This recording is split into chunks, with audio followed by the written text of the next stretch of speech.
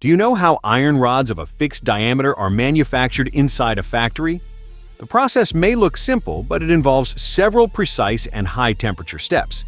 Let's take a closer look at how this fascinating process works. To begin with, scrap and damaged iron materials are collected and transported to the factory. These discarded iron items, which are no longer useful in their current form, become the raw material for making strong iron rods.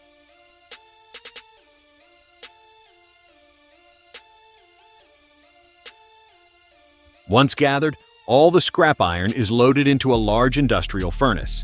Inside the furnace, the iron is exposed to extremely high temperatures so that it can melt completely. As the temperature rises, the solid iron slowly turns into a glowing molten liquid.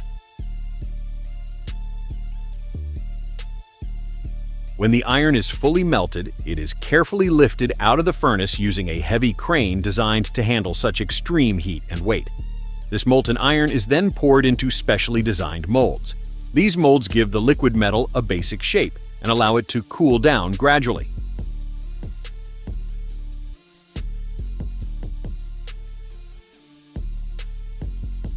As the molten iron cools, it begins to solidify. Once it has cooled completely, these solid metal blocks, known as beams, are collected and stored together for the next stage of processing.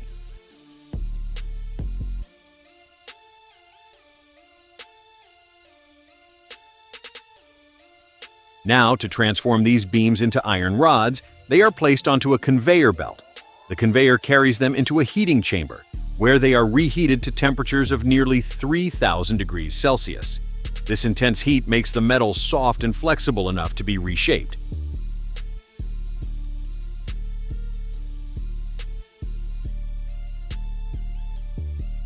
After heating, the beams continue moving along the conveyor belt and pass through a series of powerful machines. Each machine gradually stretches the metal, making it thinner and longer. As the beams pass through 3 to 4 such machines, their shape changes continuously until they reach the required thickness and length. In this way, iron rods of a specific diameter are formed. Once shaped, the rods are cooled down so that they regain strength and durability. After cooling, the iron rods are fully ready for use in construction and other industries. Bricks have been used in construction for thousands of years, long before modern tools or machinery existed. Their strength, durability, and resistance to the elements have made them one of the most reliable building materials ever created. Most bricks are made from shale, a lightweight rock that naturally breaks into thin layers. At the quarry, heavy machinery digs about 16 inches into the ground to expose the shale to wind and rain for nearly 2 years. This natural weathering weakens the material, making it easier to handle once it reaches the factory.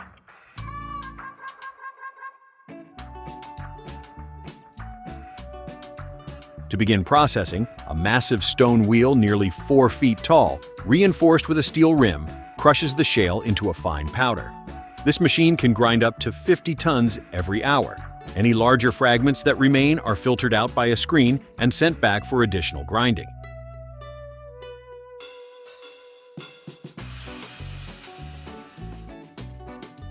The powdered shale is then fed into a pug mill, where water is added to create a thick, clay-like paste. This mixture moves on to an extrusion machine. As it passes through a rectangular opening, the extruder shapes it into a long, continuous strip known as a slug. At the same time, it removes the rough outer layer, revealing the surface that will eventually face outward on the finished brick.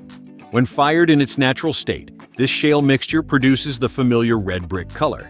To create other shades, manufacturers coat the slug with sand blended with oxide minerals, such as iron or zinc. The surface is then pressed with a textured roller, adding patterns that give bricks their distinctive look. Next, a large blade descends like a guillotine, cutting the long slug into 5-foot sections. You may have noticed the holes that run through many bricks.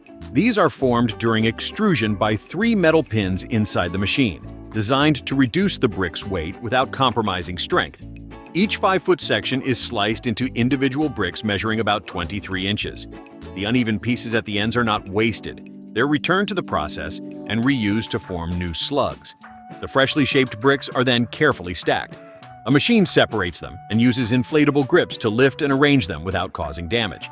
As the bricks sit, moisture begins to evaporate. To speed things up, they are transferred to a dryer for 2 days.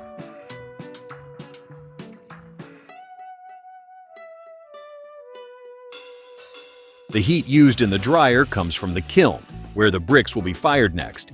The kiln functions like a giant industrial oven, heating the bricks to nearly 1,900 degrees Fahrenheit. After about a day and a half, the firing process is complete. A transfer machine removes the hardened bricks from the kiln, but before they're shipped, they must pass inspection.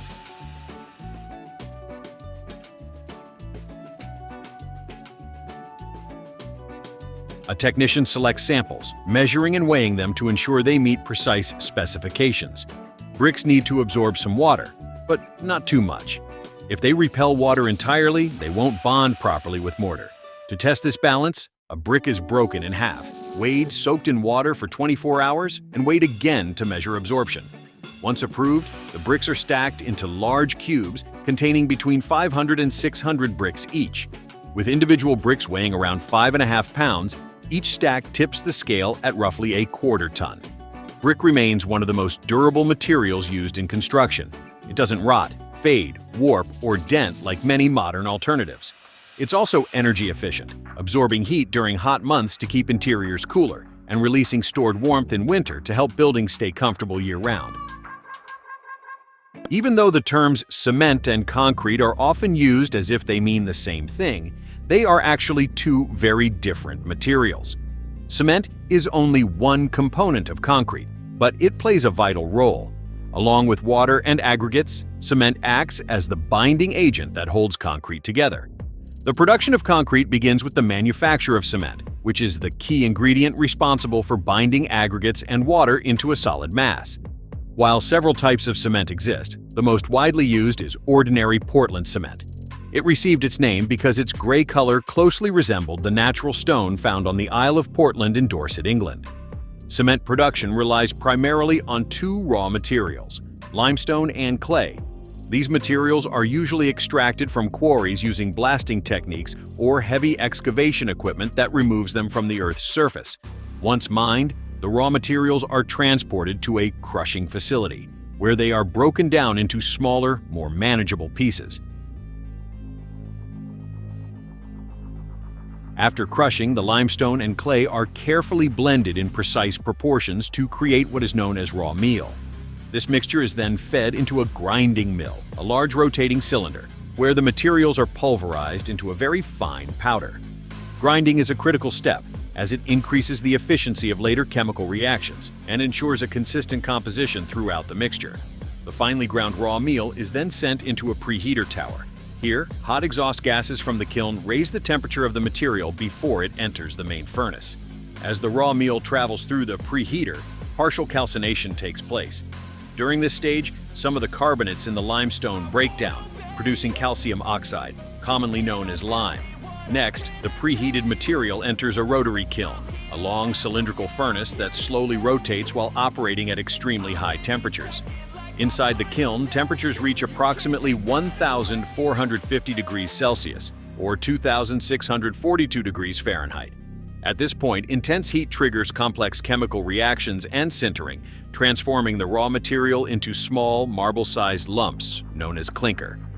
These clinker nodules are composed mainly of calcium silicates, aluminates, and ferrites. Once formed, the clinker exits the kiln and moves into a clinker cooler.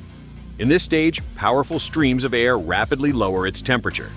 Proper cooling is essential, as it preserves clinker quality and prevents the formation of unwanted crystal structures that could weaken the cement. After cooling, the clinker is ground in cement mills, along with gypsum and other supplementary materials such as fly ash, slag, or pozzolana. The result is a fine powder known as cement. Gypsum is added specifically to control the setting time, preventing the cement from hardening too quickly. Once this process is complete, the cement is ready to be transported to concrete production facilities. Because cement plays such a crucial role in concrete performance, strict quality control is maintained throughout its production. Cement plant laboratories conduct frequent chemical and physical tests at every stage.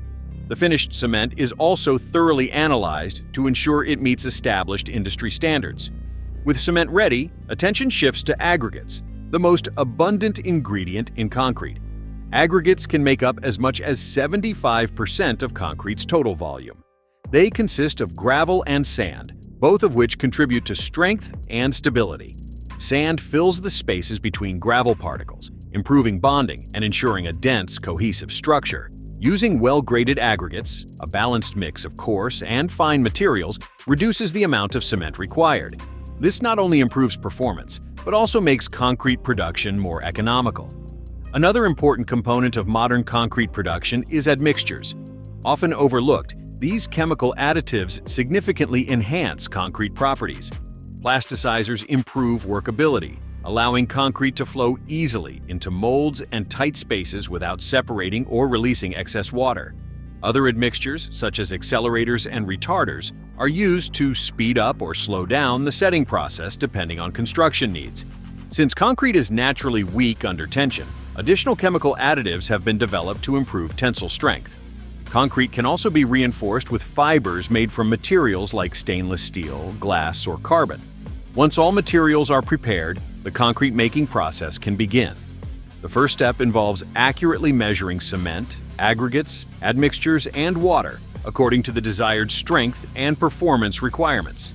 Concrete mix design is a specialized field focused on determining the ideal proportions for each application. Building codes also define specific ratios based on different construction needs.